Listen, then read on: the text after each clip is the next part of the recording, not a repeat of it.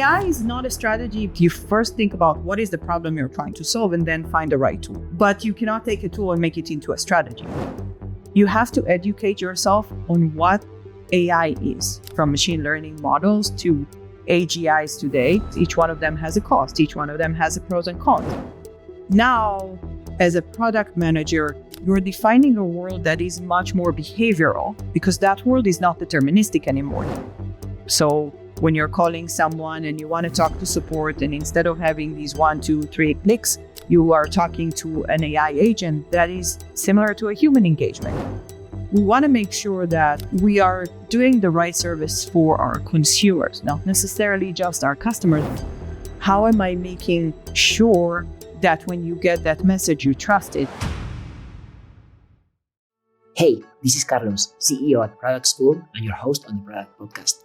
This episode is special because we recorded it live at ProductCon AI, our online conference for product leaders passionate about building better products with AI.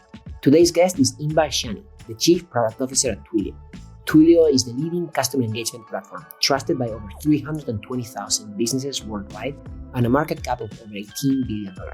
Inbal is an AI pioneer who previously led the launch of GitHub Copilot, one of the most groundbreaking product launches that marked the beginning of how engineers approach writing code with AI.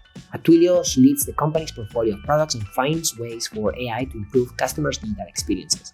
During our conversation, Inbal goes deep into why AI adoption itself isn't a strategy, and how to truly incorporate AI into a product strategy, how to measure the impact of AI on business outcomes such as customer satisfaction and productivity, and the key technical skills any PM needs to thrive in the age of AI. Let's dive in. This episode is brought to you by Persona, the adaptable identity platform that helps businesses fight fraud, meet compliance requirements, and build trust. For example, how can you know you're really listening to me, Carlos, and not my AI voice clone? These days, it's easier than ever for fraudsters to steal voices, faces, and identities. That's where Persona comes in, helping leading companies such as LinkedIn, OpenAI, Etsy, and Twilio to securely verify individuals and businesses worldwide, going far beyond traditional identity checks. Of course, every company has different needs depending on its industry, use cases, risk tolerance, and user demographics. That's why Persona provides flexible building blocks that allow you to build tailored verification flows that maximize conversion while minimizing risk automatically. Whether you work at a startup or large enterprise, listeners to the Product Podcast can get started for free by visiting withpersona.com/productschool. That's withpersona.com/productschool. Welcome back to the Product Podcast, Inbal. Oh my God, it's so great to be here. Thank you so much for having me again. So last time you joined us was around 4 years ago. You were the CPO at GitHub and you just had launched the GitHub Copilot. Very, very true. Before the AI hype was real, we just started it. Oh my God, and you are one of those starters. So what has been kind of the latest and greatest on your end? Oh, so many things. So, maybe just a recap, GitHub was the start of the current AI hype, but about myself, maybe in 2 minutes or less. I've been an AI ML veteran since the beginning of my career, started my career as an applied scientist, tuned models, did neural networks and genetic algorithms, things that at that time was considered the beginning of machine learning. And then had the chance to spend time in Amazon, build robots, build Alexa, doing NLP at the time that NLP was only a single turn. And then spent some time in Microsoft, in AWS as a general manager in compute. And then I went to GitHub, had a chance to be there at the beginning of the Copilot era. Had a chance to build an AI powered code complete for developers that ever since then became the Copilot brand name for all the AI activities that Microsoft is focusing on. Had the chance to also take AI towards security. And then a year and a half ago, joined Twilio with the goal to revamp customer experience. Like it's the customer journey in the world of AI is going to look completely different than what we're used to, what we imagine it to be. It's a new world for us. So join as CPO and head of R&D for Twilio, working on a new customer engagement platform. It's our One Twilio platform. We built the strategy. We started shipping a lot of capabilities in our recent Signal conference, a lot about conversational AI, different AI tools to power security for communication. it's definitely an exciting world. It's a lot of white space and innovation. So happy to be here to talk to you about what happens is. Yeah, I'm going to try to unpack some of the things that you mentioned. Well, first of all, your title says Chief Product Officer and Head of R&D. True. What does Head of R&D add to your standard responsibilities as a CPO? So in addition to managing all the product capabilities, I also manage the engineering and engineering operations for the company. So think about, from the product manager start with the idea of building something and into all the way to the production. So it's an end-to-end head of R&D role. So you make it happen until the very end. It's my team that makes it happen. I just try not to break it. Cool. Well, one of the things that I heard you say is that AI is not a strategy. So how are you thinking about it? So AI is not a strategy because what I've seen happen, when the hype started, is all the companies, CEOs, CIOs went to their teams and asking them, what's your AI strategy? How are you going to make these magnificent hype that is happening something that is real for a company? And as someone who grew up in a customer-obsessed world, this customer mindset, you first think about what is the problem you're trying to solve and then find the right tool. When I'm looking into AI, it's an awesome tool. It's an amazing advancement in the technology that is likely the biggest one that we've seen so far. But you cannot take a tool and make it into a strategy. So you take a tool and you try to figure out what are these things that I'm trying to achieve? What is the new customer needs? What are their evolving needs? What are these issues that maybe before I could not solve, and now with these amazing tool, I can make it better. I can improve customer experience. I can improve automation. I can make developers more productive. There's a lot of questions you should ask yourself as the strategy versus what are you going to do with AI? What are you going to do with AI is a wrong question because you're looking into a tool, you're trying to stretch it and make it work for something that maybe is not the best solution for. And it's maybe not benefiting customers. So then comes the question into why do you need it? So when I'm saying AI is not a strategy, it's like the customer need is always a strategy. And you always find what are these relevant tools to make that need solvable, experience better, automation, productivity, all of that. That's where I think some companies struggle, right? Like today, it's not a secret that AI is here to stay. It's very powerful. It has a ton of benefits. And even there are some claims from the very top, like CEO level, say we need to be AI first, or we need to adopt AI to a certain degree. But I think the next level is thinking about, well, other than why, what are some of the actionable ways of measuring that type of progress? Right, 100%. Because, for example, if you're thinking about making your teams more productive, that is a strategy for a CEO. I want my teams to be more productive. I want my engineering team to be able to ship code and innovate faster. I want to be able for my support team to be able to handle a bigger load of tickets coming in. I want my marketing organization to be more targeted towards kind of making marketing campaigns more effective, more relevant for our customers. So these are big things that a CEO should go to their team and asking them to do better, right? To improve, to continue to enhance themselves. And then you're looking through the lens of, okay, how can I use these AI capabilities to make my engineering more effective? If it's a code complete tool, if it's automation, if it's testing, if it's even documentation that can be done faster, maybe it's repo management. There's a lot of things that you can use a tool to make your developer team more productive.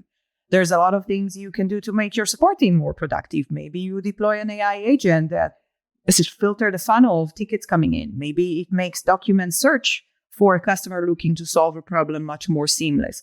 Maybe escalation to an agent is becoming faster, more relevant. So basically, you find yourself measuring the things that matter. And the things that matter are around productivity, around automation, time to market, customer value. And then you don't need to use the AI measurements as a success metrics. You're looking into the real problem as a success measurement. I want to try to push you to help us go one step further here, because I think that's where the nitty-gritty is. And I personally want to learn more about it, right? So assuming that AI is not the strategy, we start with the why. The customer need is the strategy. We identified a certain set of use cases that can be measured and where AI makes sense to deliver that type of progress, then what? Well, that's the product manager 101, right? When you're building a product, you have to have a success criteria in mind. Doesn't matter which product it is. What is your end goal? What are you trying to achieve? Let's take into example one of our recent product that we have launched in Twilio. It's called Conversational Relay. The idea was, how are we taking the world of AI agent into the world of voice flows? So how are we helping customers realize better AGIs on top of a voice flow so they can build their own agents using kind of the Twilio platform and make support cases more successful? When you're looking into that world, you're asking yourself, what is that problem we're trying to solve for customers? So what are you trying to do? You're trying to reduce the amount of tickets coming into a support team. You are looking into creating a better CSAT with the customers that are engaging with the bot, because we all remember the world of IVR. Click 1, click 2, and then click 55 more ones to get into an agent at the end of the line. And by that time, you're so frustrated and you're very tired and you don't want to talk to anyone anymore. So how are we removing friction, right? Making customer satisfaction higher? How are you creating shorter time for resolution when a customer has an issue?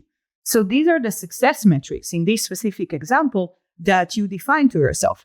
And now you're putting the tools in place and you're starting to see how is this evolving from a legacy kind of engagement to a new AGI power engagement. Do I see improvements in the customer satisfaction? Do I see shorter time to resolution from the flow? Is customers less asking to talk to a human agent? Like how much escalation to an agent? So you're looking for that specific use case and you're defining these specific metrics. And then you're comparing one approach versus another. You're kind of doing your A/B testing. This is the experience I had. This is the experience I'm going for. Or this is what the market has been doing. Here's what my new approach is. And you're looking to see these improvements because these are tangible. This is something you can measure. If you're trying to say, is my AI making me more productive? The definition of productivity is like, it's the most ambiguous one. And well, I remember that I had one conversation with a customer and they asked me, how do I measure that my team is more productive? It's like, I don't know. How do you measure their productivity today? Is it the amount of lines of code they're writing? Is there the time to development? Is that the time to fix an issue? Is that the time to roll back when there is an outage? How do you define productivity? Against that baseline, now you can deploy a tool and measure the betterment of that tool. Is it making your team more productive? But if you don't know to define these success metrics, there is no one fits all that is helpful. It depends on the use case.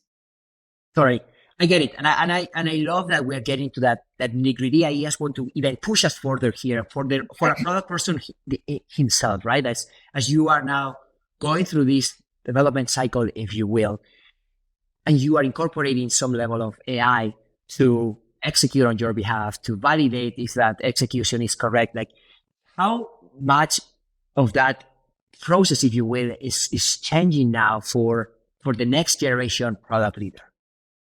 I think it changed a lot, but it's mainly changed the way we think and operate.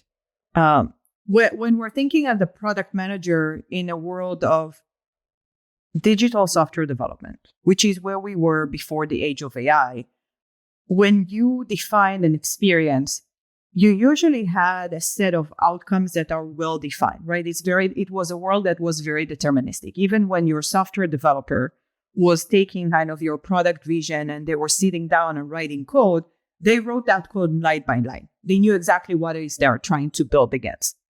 Now, as a product manager, you're defining a world that is much more behavioral versus a specific outcome that you expect, because that world is not deterministic anymore. If you're now using AI tool, we live in a world that is much more stochastic in nature, which means you cannot always predict what is your AI agent going to do and behave in every given moment.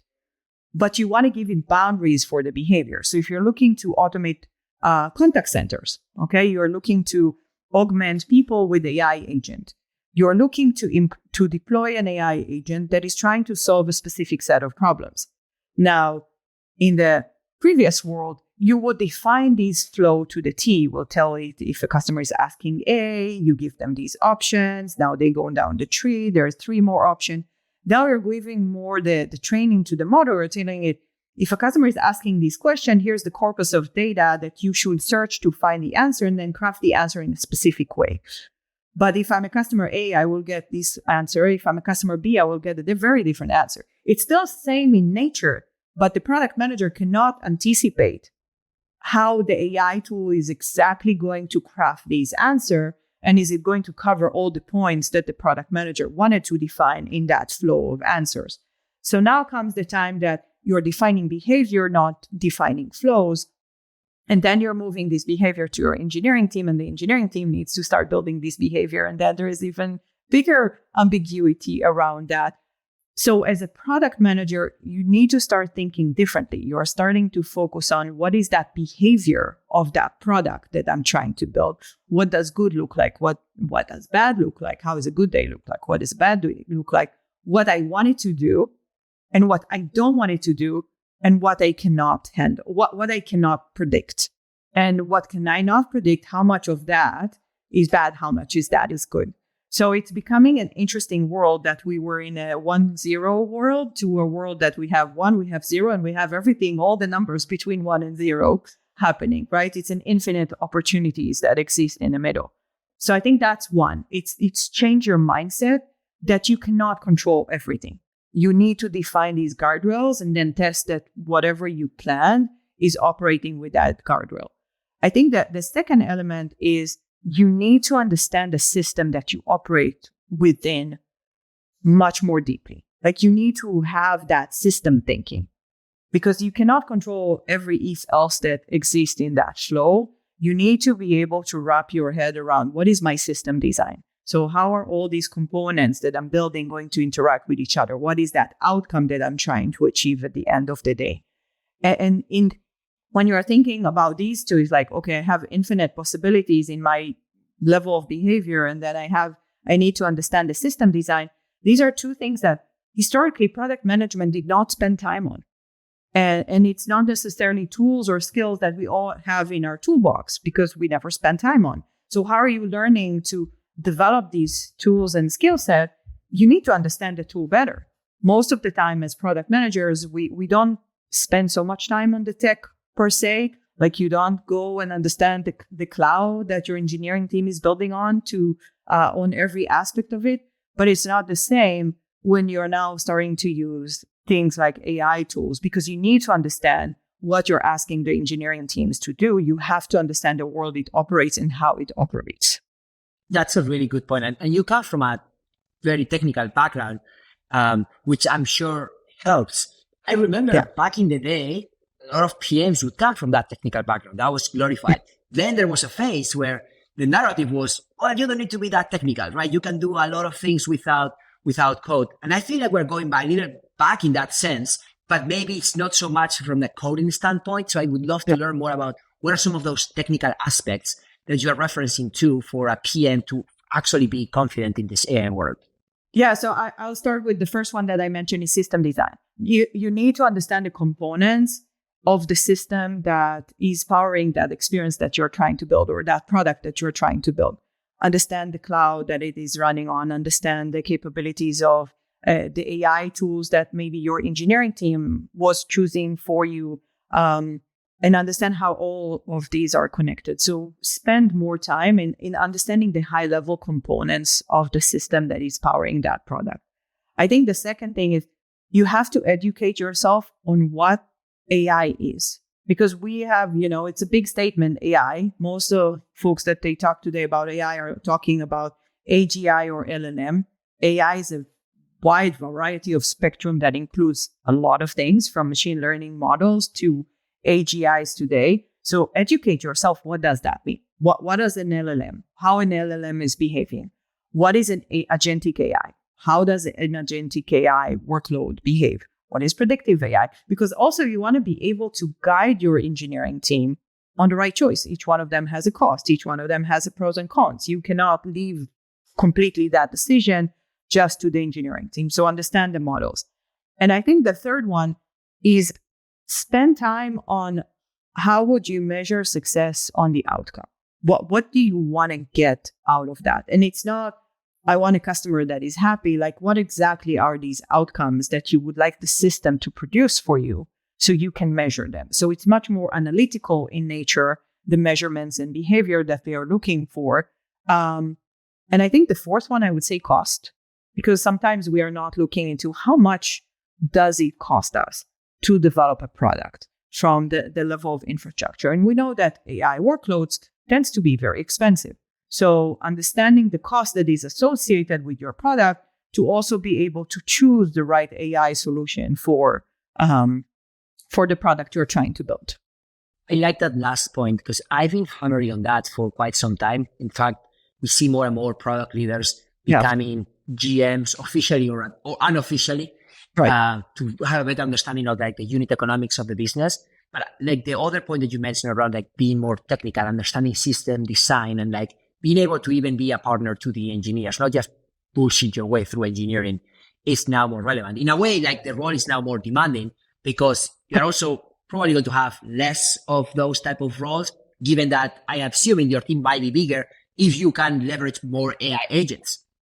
Right. I think that the role is definitely shifting. Like you will see, I agree with you, officially or unofficially. In my view, PM have always been some sort of a GM, because if not, you're a product owner, not a product manager. And for me, that's the biggest difference is as a product manager, you need to understand the product you're building, but you also need to understand the business that you're operating in, right? You need to understand what is the unit of economics. You need to understand how the marketing team is going to help position the product you have built. You need to understand the go-to-market engine that eventually is going to sell your product. You need to understand which customers you are selling to and why you're selling to these customers and how these customers are going to behave. It's definitely becoming more and more relevant in the world today because our systems are becoming more and more complex. The use cases are becoming more and more broad. So the role of a product manager is becoming more end-to-end in the thinking from I have an idea to how my customers is using my product, but also how my sales team is selling that product, as well as what my customers are doing with my product that I never imagined they will do, which happens more often than none. So now I would like to shift gears and talk about how you're actually implementing AI within your portfolio of products, right? It's almost like drinking your own champagne. And the first thing that comes to mind when I see a company like Twilio is like, oh my God, this is massive. There are so many products that I want to understand. I heard you use the term customer engagement platform. Like, how do you actually position your product? So our product, which it's a customer engagement platform, it's a customer experience platform. We look at that as a Twilio platform. And the biggest thing that when we're looking into our platform, we're looking to make the customer journey better with a brand. So all of us have experience having endless SMS or emails in our mailbox with a marketing campaign that we never will click on because maybe that's not interesting to us. It's not appealing. We think maybe it's a phishing campaign. It's not relevant, right? There's a lot of noise. So when we're shifting in Twilio the perspective to a customer engagement, we want to make sure that we are doing the right service for our consumers, not necessarily just our customers, but the end consumer that is getting that SMS, that is getting that email, that is getting that engagement contact from a brand to make it more appealing, to make it more relevant, to make it more personalized to you. If it's a marketing engagement, if it's a support engagement, maybe it's a sales engagement, maybe when you think about Twilio, think about like the basic thing. You're getting a reminder from your health provider that you have an appointment and you need to see your doctor. That is powered by Twilio. Now, what we have learned just by looking into that specific use case, you're getting a notification that you have an appointment with your doctor. If we make that engagement coming to you through the right channel that you're likely to engage, you're more likely to show up to that meeting. So we help that business to achieve the goal they wanted to achieve, which is you showing up to a meeting with your doctor. Which if we'll not get any reminder, you're likely not going to show up. And if you get a reminder on a channel that you don't necessarily engage with, it can be an email or an SMS, you're not likely to show up. So how do we find that specific channel that you're more likely to engage with? And the second thing, how are we making that message much more relevant to you? If it's mentioning your name, or you have an appointment with Dr. A, B, and C, and maybe the goal of that meeting, and maybe you're waiting for 5 months for that meeting. So we are going to remind you again and again that you should show up to that meeting. So that's one example. But think about anything. There is a, Nordstrom sale happening right now. Everyone is getting flooded by messages, but it's like, okay, do I shop usually in Nordstrom or maybe not? Why do I shop in Nordstrom? Maybe not. So how have I making that engagement much more relevant to me and my shopping experience, my brand engagement that we're looking for? So when we're talking about a customer engagement, that's how we're thinking, is who you are as a consumer. What do I know about you through my engagement with that specific brand, which is the memory of you? And then what is the message you're likely to react to or not? And how am I making that message to much more conversational versus just flooding you with a marketing campaign? Like, how am I creating a two-way conversation? So that's, in a broader kind of brushstrokes on the Twilio platform. But now going back to AI, like where AI is relevant to the customer engagement platform, the short answer is everywhere. Think about that you're getting SMS that might be real, maybe not. You don't know if it's a spam or fraud or someone is trying to get your SSN number. How am I making sure that when you get that message, you trust it? There is security tools that are running on the background, and they're monitoring the traffic. They're validating the sender on Twilio's behalf to making sure that if we're sending you, Carlos, a message, it's coming from a validated sender. And then monitoring that the traffic itself is also secure. So you have an AI tool that is doing monitoring on traffic. You have AI tools that are sitting in these conversational AI virtual agent flow. So when you're calling someone and you want to talk to support, and instead of having these 1, 2, 3 clicks, you are talking to an AI agent that is similar to a human engagement. You have these conversational that is happening. We recommend a brand, what type of message they should send you through which channel, because we understand your profile. So we know that you, Carlos, likely read more emails and open an SMS, or maybe you prefer WhatsApp versus an SMS because you spend more time on that. And you likely engage with a brand that is selling shoes versus selling shirts. So if they want to reach out to you, maybe they should send you a campaign around shoes and not necessarily about shirts. So all of that is AI, because now we're looking to curating the data and activating that data through different flows. So these are just examples. When you're thinking about a customer engagement platform, it's likely one of the richer platform in AI capabilities because it's all about data activation and personalization. And I think a lot of that intelligence that you are describing wasn't available that way before. Like I would think of Twilio, and we are customers of Segment before you acquired Segment. It was more of the pipeline of like, okay, here is where the data flows, but then we need a different tool that maybe holds the data and interprets the data, and everything had to be integrated, and we needed multiple people, and we would spend a lot of meetings to kind of prep and clean up the data. And I think now that is available, and it's hopefully living within a single platform. So that also simplifies the flow much more. Yes, 100%. That's the goal. That's why we're calling it the One Twilio platform, because we're bringing together the communication, all the contextual data that you mentioned with Segment, which we are referring to more as a customer memory. Like we know who you are and how you behave, your timeline and event, and then combining that with AI to really drive that activation. What is that goal that you're trying to achieve, and how can we make it seamless for you to achieve on top of Twilio? That leads me to another question around data flow, because I can imagine if a company starts from scratch using a single platform, then they don't have that problem because everything lives in the same place. But most companies that started some time ago, they would have some data fragmented across their CRM, their CDP, and other systems, right? And now we're hearing about MCP as the next version of API that can help simplify all of those integrations. So how are you thinking about bringing together data that is not currently living within your system? Yeah, so for us, for example, in Segment, we have built data connectors for a while now. So besides the data that exists in our CDP, you can connect your data warehouse. You can connect the data that exists in Salesforce. So when we build the extensibility of Segment, we were focusing on making data connectors. And the idea is that you can connect any data source that you have in order to create that layer that is now being able to activate. That's contextual data layer. And then on top of that, you can run AI. I think one of the things that I've seen is that customers are trying to use AI as that data connector. So what happens at that point in time, you don't necessarily can control how AI will draw information from each one of the data sources. So you want to be able to connect these data sources before you're trying to apply AI on top of that.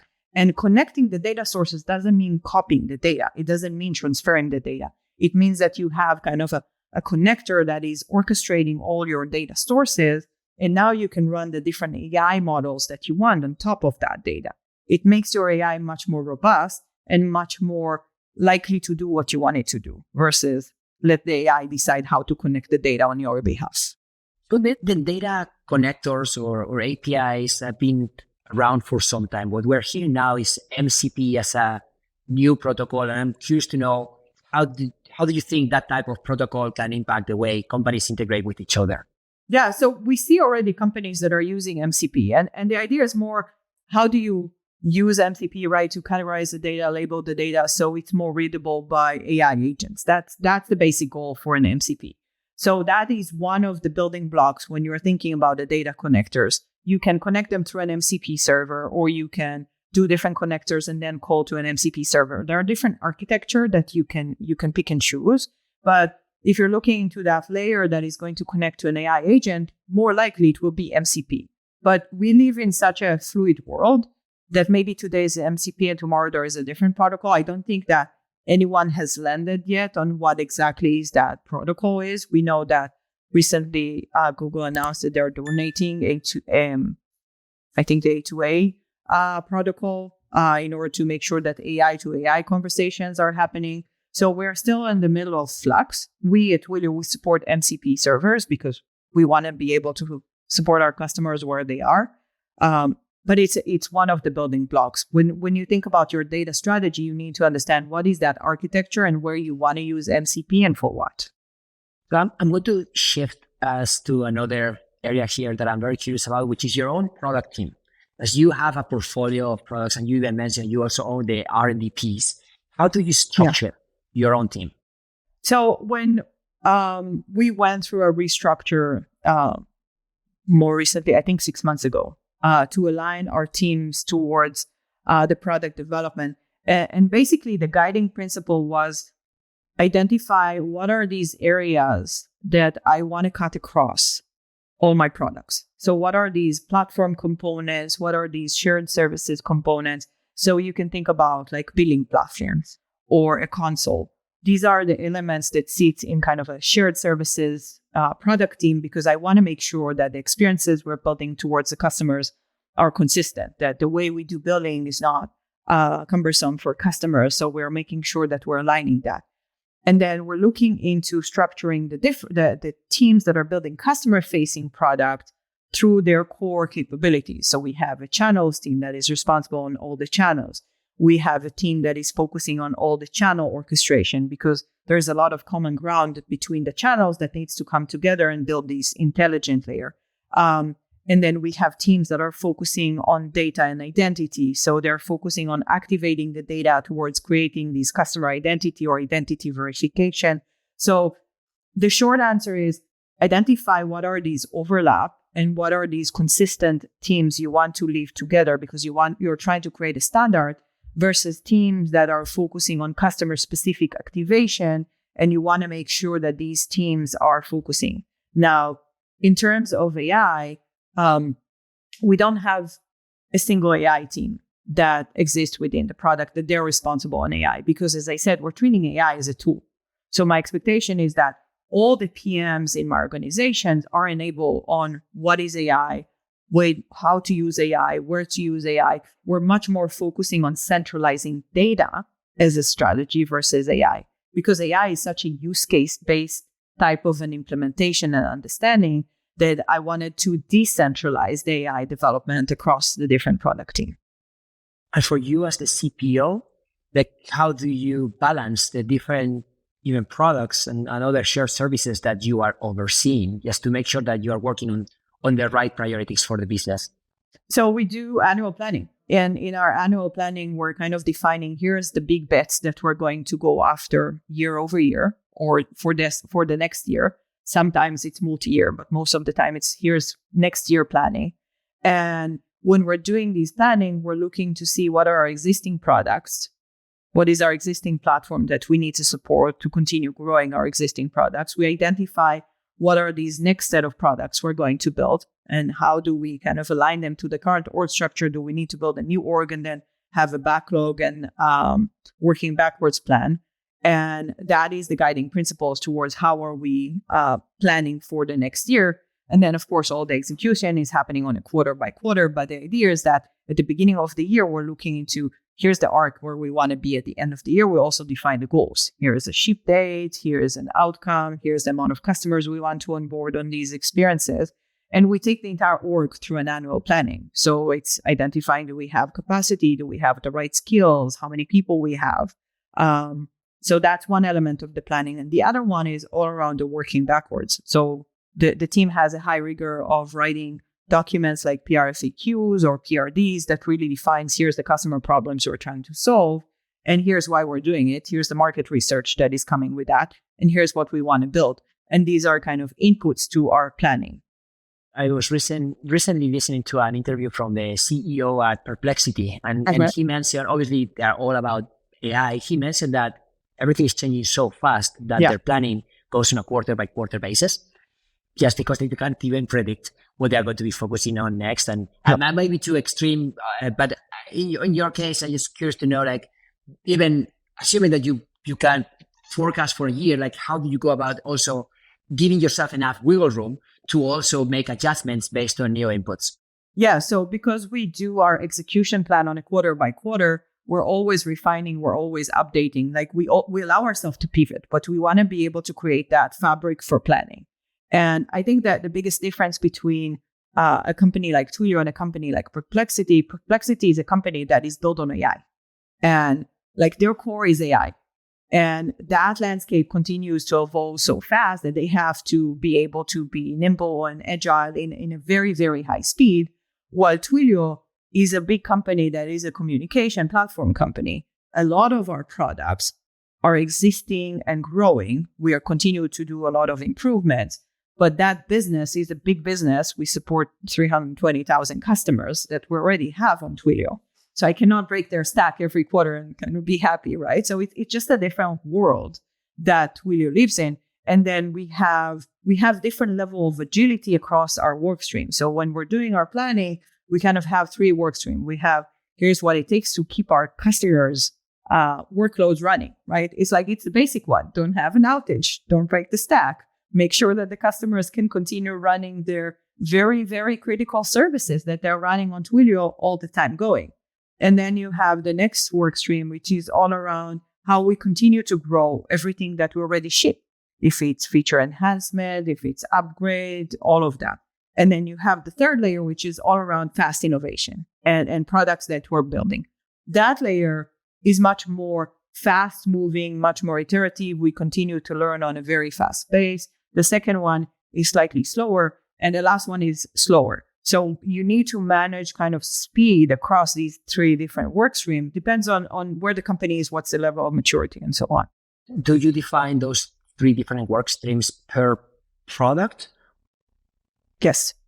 Yeah. And then got it. And then within product, are the PMs supposed to define their percentage of time allocated to each of the work streams, or do you have dedicated PMs for each of those work streams? So we have product teams that is supporting a product. And within that product team, we have PMs that are dedicated to the different work stream. Now, I would say it's a joint effort between what is the business outcome we're trying to achieve. So in the annual planning, we try to define this percentage across each one of these work streams. Here's what is your capacity towards make sure that services are running. Here's your capacity to grow our existing one. And here's the net new innovation that we're expecting you to drive. So the PMs get that as a guideline as part of the planning. But of course, it's very flexible and it's very robust and it changes throughout the year. but we're trying to make sure that we're allocating enough capacity across all of them. So we don't find ourselves just doing all the fun, shiny stuff, but we also support our customers on the day-to-day basis. And just to wrap this up, so I know you guys have this annual conference called Stick Now. You recently announced a bunch of new updates, including, funny enough, your partnership with Microsoft. You keep going back to Microsoft one way or another. What's next in the horizon for you? Oh, lots of things that I cannot talk about. Well, there's a lot of things that are happening in the Twilio. As I mentioned, we started talking before that the customer journey is changing. And we at Twilio, we lead that change. We see ourselves as responsible to redefine customer journey. And as such, we're building a lot of new experiences and products based on our existing products, but also we're shipping our platform. By the end of the year, we've announced it in Signal that we're building that platform for our customers, and it's coming end of the year in kind of different phases, different variations. But that platform is that new customer engagement platform that you and I talked about, that is powered by AI, that is taking advantage of data, that is taking all the communication and creating that multi-channel orchestration. So these are big movements for Twilio. It's one of our biggest innovation in kind of bringing all these products together into a single platform versus the world of APIs that we lived in before. And there is much more exciting things we're working on that will be delivered by our next conference. So stay tuned. Thank you, Inbal, for joining us again. It's been a pleasure to learn from you. Thank you so much for having me, Carlos. It was so much fun seeing you. Yeah.